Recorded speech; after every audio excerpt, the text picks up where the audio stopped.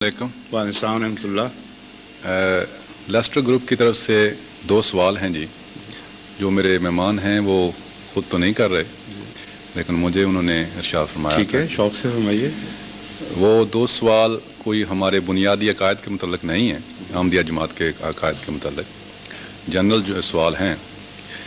ایک سوال تو یہ ہے ان کا کہ دنیا میں اور بھی بہت سے فرقے ہیں اسلام میں، اور کئی فرقوں کے بڑے بڑے عجیب عقائد ہیں۔ کیا وجہ ہے کہ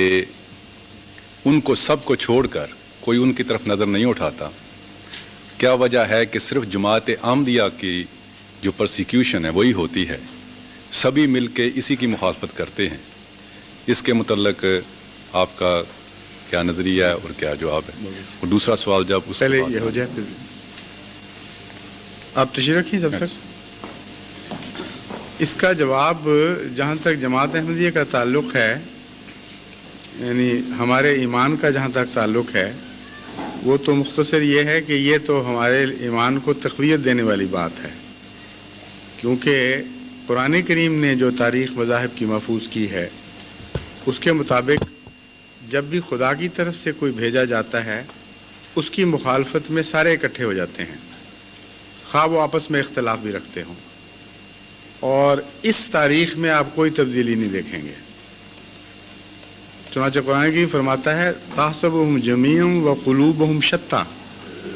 جہاں تک اے محمد صلی اللہ علیہ وسلم، جہاں تک تیری مخالفت کا تعلق ہے اس میں سب جمع ہو گئے ہیں، جہاں تک اپنی حالت کا تعلق ہے قلوبهم شتى، ان کے دل بٹے ہوئے ہیں، وہ ویسے اکٹھے نہیں ہوئے، نہ کبھی اکٹھے ہو سکتے ہیں نہ کبھی ہوئے ہیں، لیکن تیری مخالفت میں اکٹھے ہوئے ہیں۔ اور یہ جو دستور ہے انسان کا، اس میں آپ کبھی کوئی تبدیلی نہیں دیکھیں گے۔ اس لیے جماعت احمدیہ تو اس حالت کو دیکھ کر مزید تقویت پاتی ہے، اپنی صداقت کا ایک عظیم الشان نشان دیکھتی ہے اس بات میں کہ آپس کے اختلافات کو بھلا کر ایک فرقے پر اگر کبھی آج تک اجتماع ہوا ہے مسلمانوں باقی فرقوں کا تو وہ جماعت احمدیہ ہے، باوجود اس کے کہ اس سے ہمارے جو اختلاف مختلف فرقوں سے الگ الگ بھی ہیں، کچھ اجتماعی بھی ہیں، ان سے بہت زیادہ شدید اختلاف اعتقادی لحاظ سے بھی اور عملی لحاظ سے بھی مختلف فرقوں میں موجود ہیں۔ یہ کہنا غلط ہے کہ ان کی مخالفت نہیں ہوئی، یہ بات غالباً ان سوال کرنے والے کی تاریخ پہ نظر نہیں، مخالفت ضرور ہوئی ہے۔ ایک دور میں وہابیوں کے پیچھے پڑے ہوئے تھے ہندوستان والے مسلمان، اور بڑے زور کے ساتھ ان کی مخالفت ہوتی رہی، کبھی شیعوں کے پیچھے پڑے رہے، کہیں شیعوں کا دور کی طاقت چلی تو انہوں نے سنیوں کے مقابلہ کیا، لیکن عموماً جو پولرائزیشن ہوتی رہی ہے وہ بعض فرقوں کے پیچھے پڑے ہیں، یہی تاریخ کا خلاصہ ہے۔ لیکن کل عالمی اجتماع ہو جائے ایک فرقے کے خلاف، یہ واقعہ کبھی نہیں ہوا۔ چنانچہ یہ ایک ایسی امتیازی چیز ہے جس کو نیشنل اسمبلی میں سوالات کے وقت ہمارے مخالفین نے خود محسوس کیا اور اہم سوال کے طور پر پیش کیا۔ حضرت خلیفۃ المسیح ثالث رحمہ اللہ، مجھ سے پہلے جو خلیفہ تھے، وہ سوالات کا جواب دینے کے لیے بلائے گئے تھے نیشنل اسمبلی میں، میں بھی ان کے ساتھ تھا اس وقت، مجھے آپ نے شامل فرمایا تھا۔ تو بہت زیادہ ایک مولوی صاحب نے اٹھ کر اس بات پر زور دیا، یا شاید اٹارنی جنرل نے دیا، کیونکہ اکثر تو اٹارنی جنرل نے پیش کیے تھے سوال، لیکن آخر پر آ کے کچھ علماء نے بھی کیے تھے۔ مجھے اس وقت یہ واضح نہیں کہ یہ سوال کس نے اٹھایا تھا، مگر اٹھایا گیا بڑے زور سے اور ریکارڈ پہ موجود ہے کہ آپ نے جو یہ حوالے دیے ہیں کہ بنیادی اختلافات باقی فرقوں کے بھی ہیں اور ان کو آپ مسلمان ہی سمجھ رہے ہیں اور ہمارے خلاف ہو گئے ہیں، اور ان کے خلاف کفر کے فتوے موجود ہیں اور آپ ان کو نظر انداز کر رہے ہیں۔ یہ سوال جماعت کی طرف سے اٹھایا گیا تھا، تو یہ تقویٰ سے کے خلاف بات ہے کہ کفر کی باتیں باقیوں میں دیکھیں تو ان کو چھوڑ دیں اور ایک فرقے کو چن لیں مخالفت کے لیے۔ تو اس کا انہوں نے جواب دیتے ہوئے ایک کاؤنٹر سوال کیا، انہوں نے کہا مخالفتیں ہمارے آپس میں ہیں، ہمیں پتہ ہے، لیکن آج تک امت محمدیہ میں ایک فرقے کے خلاف اجماع کبھی نہیں ہوا، اور آپ کے خلاف اجماع ہو گیا ہے، آپ کافر اور دائرہ اسلام سے خارج ہیں. باقی چند فرقے بعض کو سمجھتے ہیں، بعض فرقے مقابل پہ چند کو سمجھتے ہیں، یہ فلسفہ ہمیشہ سے جاری ہے.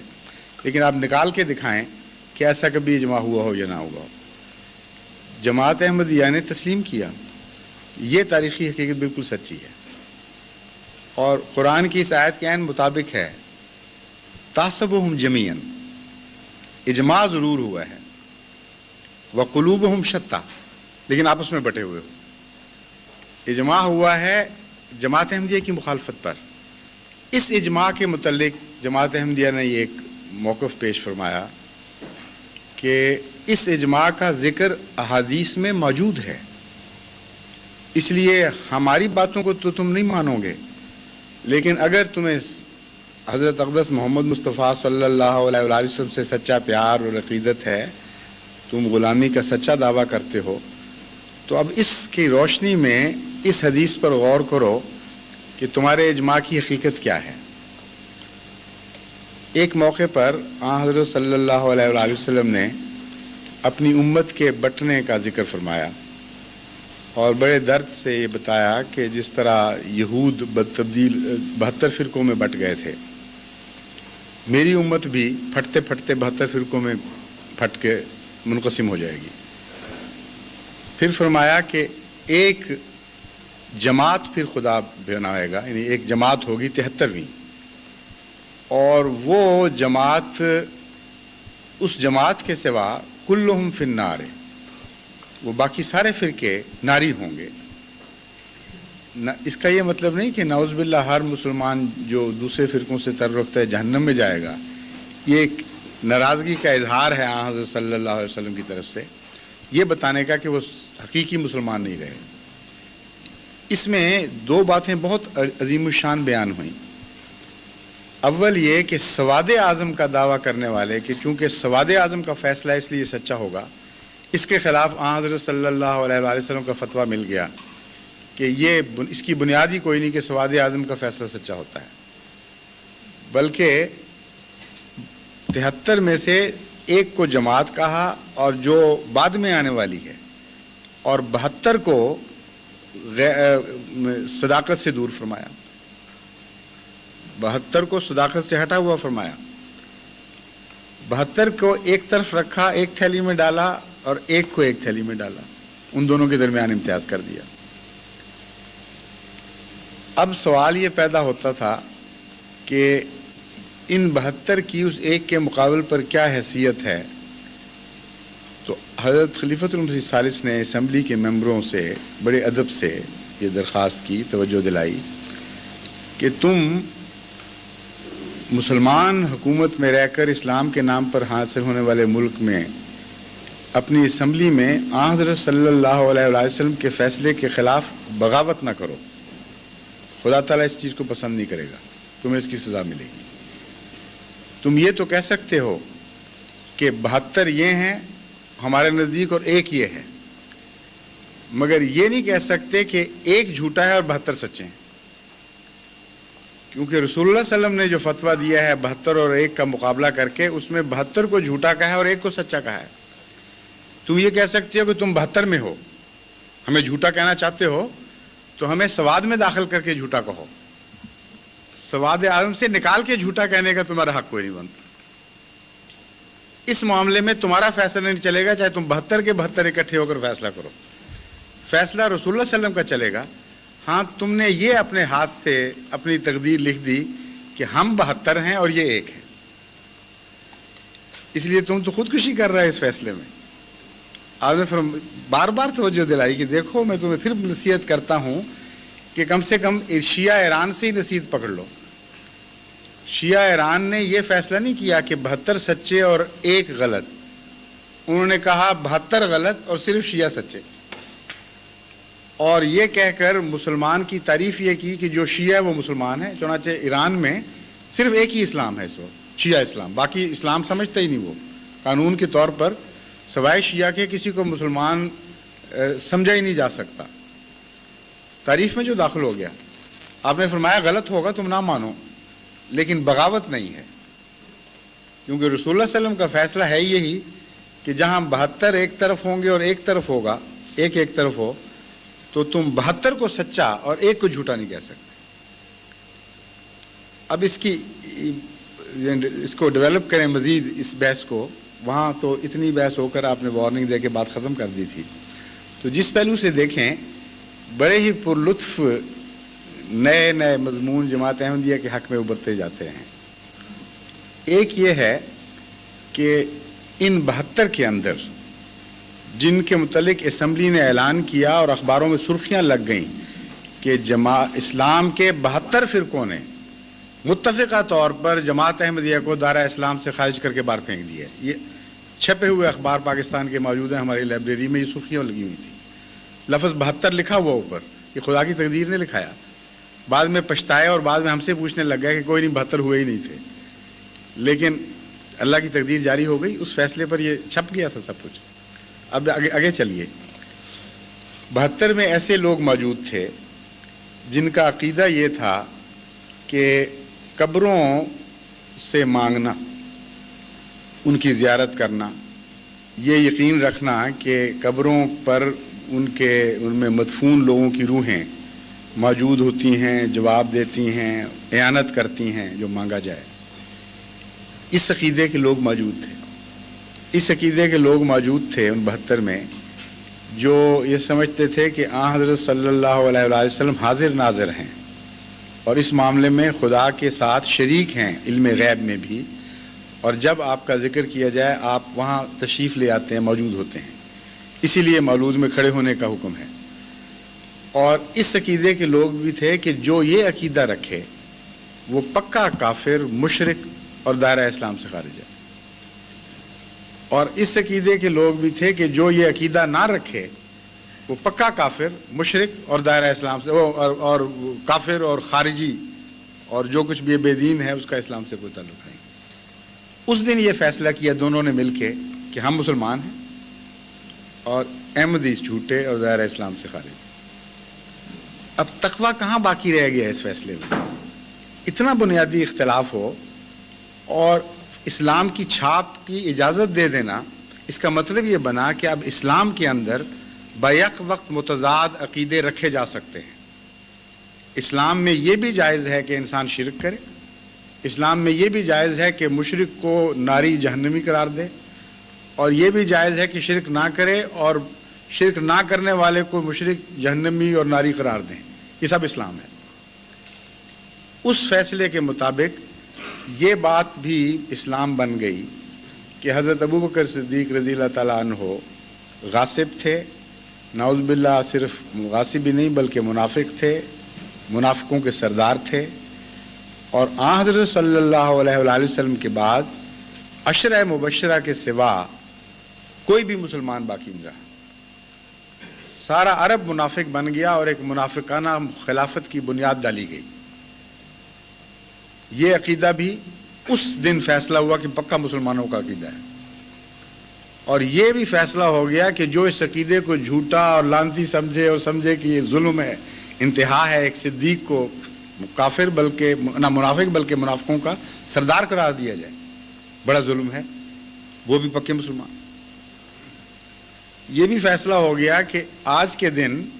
وہ لوگ بھی پکے مسلمان ہیں جو کہتے ہیں کہ حضرت علی رضی اللہ تعالیٰ عنہ پر حضرت جبرائیل نے قرآن لے کر آنا تھا، آپ پر وہی نازل ہونی تھی، لیکن شکل بہت ملتی تھی آن حضرت صلی اللہ علیہ وآلہ وسلم سے، اس لیے حضرت جبرائیل سے غلطی ہو گئی اور قرآن کریم غلطی سے حضرت رسول اللہ کریم صلی اللہ علیہ وسلم کو ڈیلیور ہو گیا، مگر ہو گیا تھا اس لیے پھر مجبوراً وہ بات جاری رہی۔ اس دن فیصلہ ہوا کہ یہ بھی اسلام سے باہر نہیں ہیں، بالکل پکے اور کٹر مسلمان ہیں، اور جو یہ سمجھیں کہ گستاخی خدا کی، جبریل کی، رسول اللہ صلی اللہ علیہ وسلم کی اسلام سے کفر کے مترادف ہے یہ عقیدہ، وہ بھی اس دن فیصلہ ہوا پکے مسلمان ہیں، کسی کو حق نہیں کہ ان کے خلاف فیصلہ کرے، آئیڈینٹی کارڈ بنوانے جائیں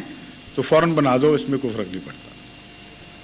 اس دن یہ فیصلہ ہوا کہ جو یہ مانے کہ کلمہ لا الہ الا اللہ میں محمد رسول اللہ کہنا کافی نہیں بلکہ علی وصی اللہ کہنا لازمی ہے، وہ بھی مسلمان ہیں، اور وہ بھی مسلمان ہیں جو اس چیز کو کفر سمجھتے ہیں. کتنا عظیم الشان اجتماع ہوا ہے. پھر اس دن یہ فیصلہ ہوا کہ جو یہ کہتے ہیں کہ قرآن کریم ان 30 پاروں پر مشتمل ہے جو ہم تک پہنچا ہے، وہ بھی پکے مسلمان ہیں، اور وہ بھی جو کہتے ہیں کہ نہیں 40 پارے تھے، 10 پارے ضائع ہو گئے، اور ان میں حضرت علی کی وصیت کا بھی ذکر تھا، حضرت علی کی ولایت کا بھی ذکر تھا، خلافت کا ذکر تھا، اور منافقوں کے حال بیان ہوئے تھے. وہ بکری کھا گئی تھی یا کیا ہوا، کسی نے ضائع کر دیے. وہ کہتے ہیں کہ یہ بھی پکے مسلمان ہیں، بالکل ٹھیک ہیں، قرآن میں کوئی تبدیلی نہیں، یہ بھی درست ہے، اور قرآن میں تبدیلی ہو گئی یہ بھی درست ہے. ان سب باتوں پر اس دن چھاپ لگا دی گئی ہے، اور قلوبہم شتیٰ پر گواہی دے دی گئی، اور یہ اعلان ہو گیا کہ اب اسلام کی تھیلی میں یہ سب چیزیں اکٹھی متضاد ایک وقت میں زندہ رہ سکتی ہیں. اور یہ بھی فیصلہ اس دن دیا گیا کہ وہ کلمہ جو حضرت محمد مصطفیٰ صلی اللہ علیہ وآلہ وسلم پر نازل فرمایا گیا، جو پہلے دن سے اسلام بنانے کے لیے ایک مؤثر کارروائی تھی، کافی تھا، وہ کلمہ مسلمان بنانے کے لیے نامکمل تھا. جب تک مرزا غلام احمد کے قطعی انکار کا دعویٰ اس کلمے میں شامل نہ کر دیا جائے، اس وقت تو کوئی مسلمان بن ہی نہیں سکتا. اس لیے تعریف مکمل اس وقت نہیں ہوئی جب اسلام مکمل ہوا ہے. فیصلہ یہ ہوا کہ اسلام کا ایک حصہ نامکمل رہتا تھا، یعنی کلمہ، اس کو آج پاکستان کے علماء نے مکمل کر دیا ہے. اس تعریف میں یہ اضافہ کر دیا کلمے میں کہ اب مسلمان بنانے کے لیے اقرار شامل نہیں ہے محمد رسول اللہ صلی اللہ علیہ وسلم کی غلامی کا، بلکہ مرزا غلام احمد کا انکار بھی لازمی شامل ہوگا. ایک نیا کلمہ ابھر آیا اور سب نے سوات کر دیا بالکل ٹھیک ہے. اور یہ نہیں سوچا کہ تعریف تو کبھی بدل ہی نہیں کرتی، نہ زمانہ بدل سکتا ہے، نہ جغرافیہ اس کو بدل سکتا ہے. انسان کی کوئی تعریف کر لیں، پہلا حبشی یا جو یہاں بھی وہ پیدا ہوا تھا، جو انسان تھا، اس پر بھی صادق آئے گی، اور آخری مرنے والے پر بھی صادق آئے گی، خواہ مومن ہو یا کافر ہو، جو بھی ہو. تو یہ ایک صرف یہ کیا ہو رہا ہے؟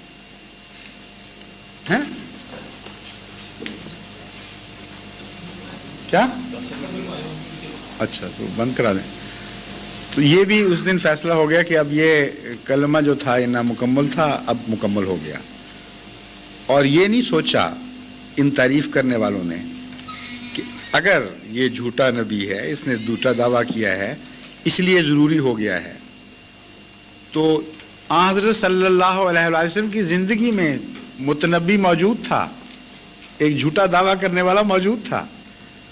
اور ایک نہیں 2 تھے، اور آپ کے بعد بلکہ 3 بھی بیان کیے جاتے ہیں، اسود انسی اور ایک اور آپ کے وصال کے بعد تو کئی پیدا ہوئے. اور نہ آپ نے، نہ حضرت ابوبکر صدیق رضی اللہ تعالیٰ عنہ نے، نہ کسی اور خلیفہ نے، نہ کسی سنی نے، نہ کسی شیعہ نے کبھی اس کلمے کی تعریف کو چھیڑا اور اس میں اضافہ کیا کہ فلاں کا انکار کرو گے تو مسلمان ہوگے، ورنہ نہیں. کہیں انکار شامل نہیں. تو وہ اسلام جو ان کے نزدیک نامکمل تھا، رسول اللہ صلی اللہ علیہ وسلم کے زمانے میں بھی نامکمل رہا، نعوذ باللہ من ذالک، کیونکہ فنڈامنٹل اگر نامکمل ہے تو اس پر جو بنیاد ہے وہ بھی نامکمل ہے، اس کو تکمیل دی گئی. اور خالصتاً اجماع صرف انکار پر ہے، اصل میں اس کے سوا اجماع ہے کوئی نہیں. قلوبہم شتیٰ اپنی جگہ، اس پر صلح ہو گئی، اور ایک وجود کے انکار پر اتفاق ہو گیا. اس سے زیادہ قطعی دلیل احمدیت کی صداقت کی اور کیا چاہتا ہے کوئی؟ یہ واقعہ سچوں کے ساتھ گزرا کرتا ہے،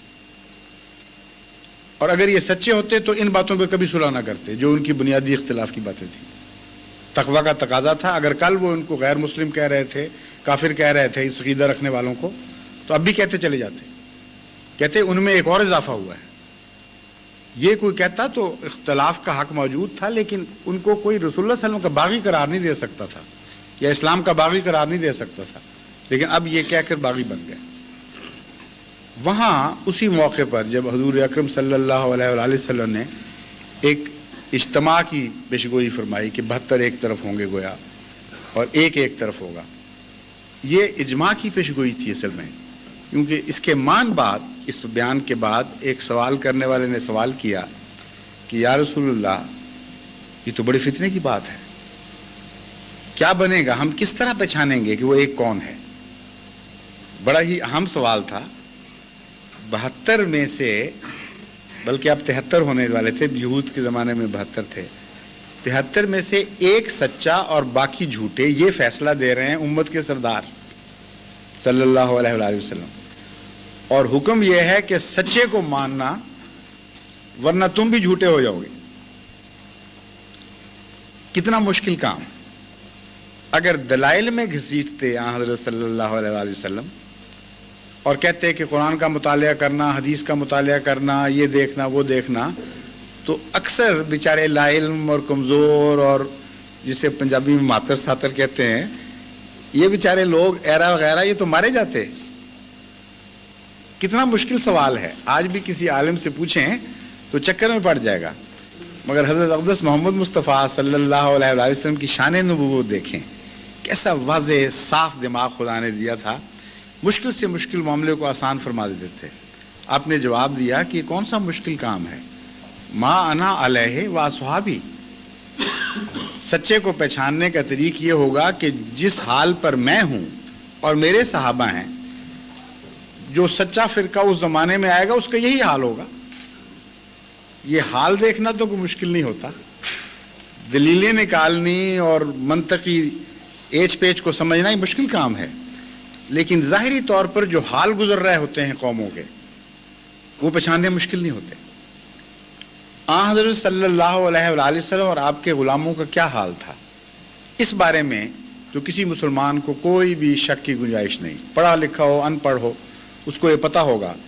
کہ کلمہ پڑھنے والوں کو گلیوں میں گھسیٹا جاتا تھا، سزائیں دی جاتی تھیں، کلمہ پڑھنے کے حق سے محروم رکھا جاتا تھا، تبھی بلال پیدا ہوئے ہیں، تبھی وہ عظیم الشان عورتیں پیدا ہوئی ہیں جن کو دھوپ میں کھڑا کر کے زریں پہنا کے گرمی میں عذاب دے دے کے مارا گیا، اور گلیوں میں گھسیٹ گھسیٹ کے کتوں کی طرح ان سے یہ سلوک کیا گیا مسلمانوں سے، اس جرم میں کہ تم کلمہ پڑھتے ہو۔ یہ حال تھا یا نہیں تھا؟ بالکل کھلا کھلا حال تھا۔ مسجدیں بنانے سے روکا گیا، مسجدوں کو گھروں کے اندر جا کے بھی منہدم کیا گیا۔ حضرت ابوبکر صدیق نے رضی اللہ تعالیٰ عنہ نے باہر چونکہ اجازت نہیں تھی، اپنے گھر کے سین میں مسجد بنائی، حملہ کر کے یلغار کر کے لوگ پہنچے کہ تمہیں خدا کی عبادت کا کیا حق ہے، تم گندے پلید لوگ، وہاں سے اس مسجد کو مٹا دیا۔ آپ کو حج سے روکا گیا، آپ کو اپنے فرائض منصبی عبادت سے روکا گیا، یہاں تک کہ قرآن کریم نے اس کا ذکر فرمایا کہ کتنا اندھیر، کتنا ظلم ہے۔ ینہا عبدن اذا صلی، کچھ بدبخت ایسے لوگ ہیں جو عبادت سے روکتے ہیں، جو خدا کی عبادت ہے۔ ایک بندہ کہتا ہے میں اپنے رب کی عبادت کر رہا ہوں، کہتے ہیں تمہیں کیا حق ہے، ہم تمہیں روکیں گے۔ یہ سارا سلوک حضرت رسول اکرم صلی اللہ علیہ وسلم اور آپ کے غلاموں سے ہوا، اور یہ اعلان کیے گئے کہ ان کی بیویاں حرام ہو گئیں، ان کو طلاقیں مل گئیں، جو مسلمان ہو جائے وہ آٹومیٹکلی اس کی شادی منسوخ، ان کے بچے اپنے والدین کا ورثہ پانے سے محروم، ان کے مکان لوٹ لو، ان کو گھروں سے نکال دو، اعلان کرو کہ اب تمہاری ہمارے یہاں کوئی گنجائش موجود نہیں، اب ہم تمہیں نیست و نابود کر کے چھوڑیں گے، یا اپنا مذہب تبدیل کرو اور ہمارے اندر واپس آؤ، ورنہ اس ملک میں تمہارے زندہ رہنے کا کوئی حق نہیں۔ یہ حقیقت کس مسلمان پہ پوشیدہ ہے آج بتائیں، پڑھا لکھا ہو یا ان پڑھ ہو، ہر ایک کو پتہ کہ یہ سلوک تھا۔ اور یہ سلوک جماعت احمدیہ کے ساتھ کس نے کیا ہے؟ ایک فرقے نے، دو فرقوں نے، اجماع ہوا ہے۔ اسی اجماع کے نتیجے میں بڑے فخر کے ساتھ سارے پاکستان میں مولوی دندناتے پھرتے ہیں، اور یہاں آ کر ان کو بھی بتاتے ہیں تم بھی شامل ہو جاؤ ہمارے ساتھ، تم یہاں بیٹھے کیا کر رہے ہو، اتنا ثواب کا کام، اتنا نیکی کا کام، کہ ہم کلمے سے روک رہے ہیں بدبختوں کو، ناپاکوں کو، اور تم پڑھنے دیتے ہو ان کو، تم بھی ان کو قتل کرو، تم بھی ان کو لوٹو۔ ان کا کیا حق ہے نمازیں پڑھیں؟ ہمارا حق ہے، خدا ہمارا ہے، ان کا نہیں ہے۔ ان کا کیا حق ہے رسول اللہ صلی اللہ علیہ وسلم کی تعریف کریں؟ ان کا کوئی حق نہیں، یہ ناپاک اور گندے لوگ ہیں۔ وہ سارے جرائم جو حضرت صلی اللہ علیہ وآلہ وسلم اور آپ کے غلاموں کے خلاف دشمنان اسلام کر رہے تھے، وہ ان سارے جرائم کی مرتکب آج یہ 72 کی جمعیت ہے اور عدالتوں میں گواہی دے چکے ہیں, جانتے ہیں ہم کیا کر رہے ہیں, یہ نہیں کہ ناواقف ہیں. کوئٹہ کی عدالت میں جب مسجد مسمار کی گئی اور احمدیوں کو کلمہ کے پڑھنے کے جرم میں قیدوں میں ڈالا گیا, تو عدالت میں ان کے جو جمعیت کا حفاظت ختم نبوت کی جو جمعیت تھی, ان کا صوبائی صدر ہے, وہ بیان دے رہا ہے. وکیل نے اس سے پوچھا کہ آپ یہ بتائیں کہ یہ سب کچھ جو آپ اس وقت احمدیوں سے کر رہے ہیں, حضرت صلی اللہ علیہ وآلہ وسلم کے زمانے میں یہ کون کس سے کیا کرتا تھا؟ جواب تھا کہ مشرک محمد رسول اللہ صلی اللہ علیہ وسلم اور آپ کے ساتھیوں سے یہی کچھ کیا کرتے تھے. ریکارڈڈ ہے یہ عدالت میں, تو شبہ کی کون سی گنجائش باقی رہتی ہے؟ میرے نزدیک تو اس واقعہ, جس واقعہ کو احمدیت کی تکذیب کے لیے سب سے شاندار واقعہ سمجھتے ہیں, میرے نزدیک اس سے بڑا واضح اور روشن ثبوت احمدیت کی صداقت کا اور کوئی پیش نہیں کیا جا سکتا, کیونکہ رسول اللہ صلی اللہ علیہ وسلم کی صداقت بھی اس کے ساتھ وابستہ ہو گئی ہے. آپ کی پیشگوئی پوری ہوئی, ہر لحاظ سے پوری, ہر پہلو سے پوری ہوئی, اور اس میں اب کسی جھگڑے کی بات نہیں کہ عالم ہے غیر عالم, سب کے سامنے بات کھل گئی ہے.